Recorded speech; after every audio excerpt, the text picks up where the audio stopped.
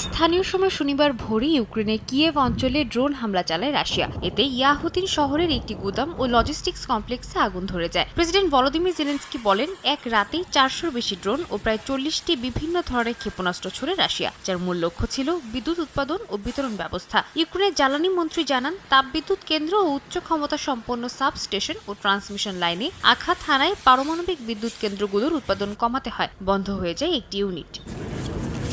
এদিকে মস্কোর দাবি, ইউক্রেনের তথাকথিত সন্ত্রাসী হামলার জবাবে তারা নির্ভুল অস্ত্র ব্যবহার করে শক্তি ও পরিবহন অবকাঠামোতে আঘাত হেনেছে। রুশ প্রতিরক্ষা মন্ত্রণালয় জানায়, কিনঝাল হাইপারসনিক ক্ষেপণাস্ত্র সহ দূরপাল্লার অস্ত্র লক্ষ্যবস্তুতে আঘাত হানে। নবায়নযোগ্য জ্বালানি বিশেষজ্ঞদের মতে, ইউরোপের সবচেয়ে বড় 750 কেভি সাবস্টেশনেও প্রথমবারের মতো আঘাত হানা হয়েছে।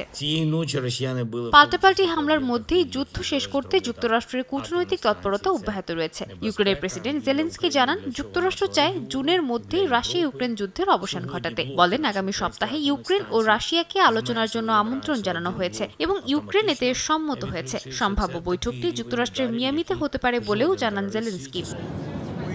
মার্কিন প্রেসিডেন্ট ডোনাল্ড ট্রাম্প বলেন, রাশিয়া ইউক্রেন যুদ্ধ বন্ধে ভালো আলোচনা চলছে। এয়ারফোর্স ওয়ানে সাংবাদিকদের সঙ্গে কথা বলার সময় তিনি আলোচনার বিস্তারিত জানাননি। এরই মধ্যে ট্রাম্পের বিশেষ দূত স্টিভ উইটকফ জানিয়েছেন, যুক্তরাষ্ট্র, ইউক্রেন ও রাশিয়া যুদ্ধবন্দী বিনিময়ে সম্মত হয়েছে, যার আওতায় 314 জন বন্দীর মুক্তির উদ্যোগ নেওয়া হবে। সাদিয়া তাসনিম, সময় সংবাদ।